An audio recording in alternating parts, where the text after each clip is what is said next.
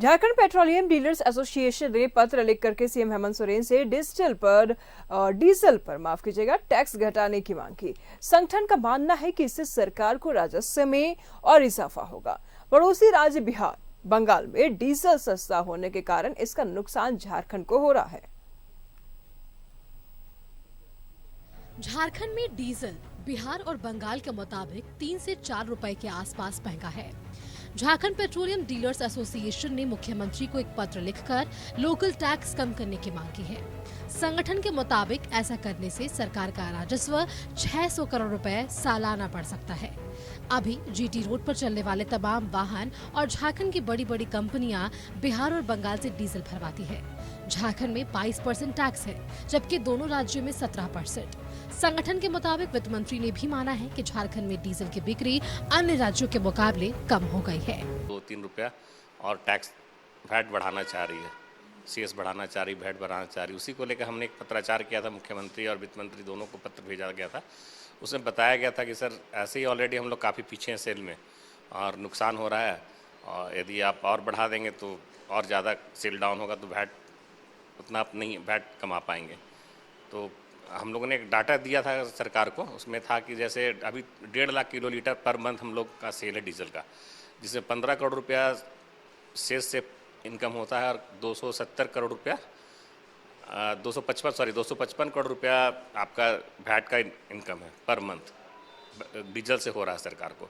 तो हमने प्रोजेक्शन किया था कि अगर 22% से घटा करके, जो वर्तमान में 22% टैक्स है, उससे अगर वैट घटा दिया जाए, 17% कर दिया जाए, तो उसमें हम लोग करीब 30% और इंक्रीज कर सकते हैं। मतलब 1,50,000 किलोलीटर प्लस 45,000 किलोलीटर, तो उससे 1,95,000 किलोलीटर हो जाएगा और उसका जो शेष आएगा 19.5 करोड़ आएगा और 276 करोड़ रुपया लगभग दोनों मिला करके टैक्स सरकार को भेजा।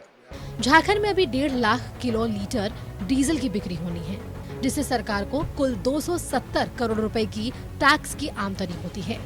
बीसीसीएल, सीसीएल और टाटा जैसी बड़ी कंपनियां लगभग 30,000 किलोलीटर डीजल दूसरे राज्यों से मंगवाते हैं, जिसकी वजह से दूसरे राज्य को टैक्स मिलता है। Jharkhand chamber of commerce and industries ने भी सरकार से मांग की है कि लोकल टैक्स घटाने पर विचार किया जाए, ताकि झारखंड में लगातार बंद हो रहे पेट्रोल पंप अपना कारोबार कर सके।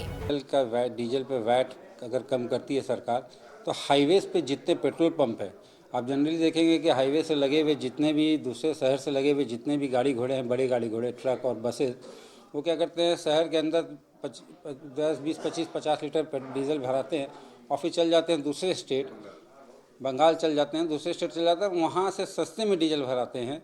तो इसका वैट का बहुत बड़ा एक नुकसान होता है अपने राज्य को, पूरे राज्य को नुकसान होता है। शहर के अंदर में उतना फ़र्क नहीं पड़ता, लेकिन हाईवेज़ पे जो है ये बहुत फ़र्क पड़ता है। और मैक्सिमम जो कंजम्पशन होता है डीजल का, वो बड़ी गाड़ियों में होता है, ट्रक और बसों में। वो एक बार में 400-500 लीटर डीजल लेते हैं, तो वो बहुत फर्क पड़ता है उससे। उत्तर प्रदेश, बिहार और बंगाल में लोकल टैक्स 17% है, जबकि झारखंड में 22% है।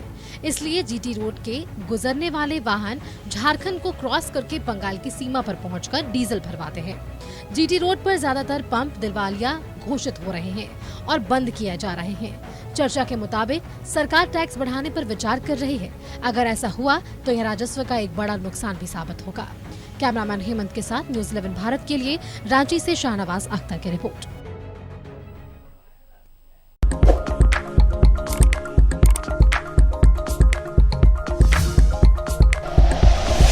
Like and share videos, subscribe करें हमारा चैनल और प्रेस करें बेल आइकॉन। न्यूज़ 11 भारत, सच है तो दिखेगा।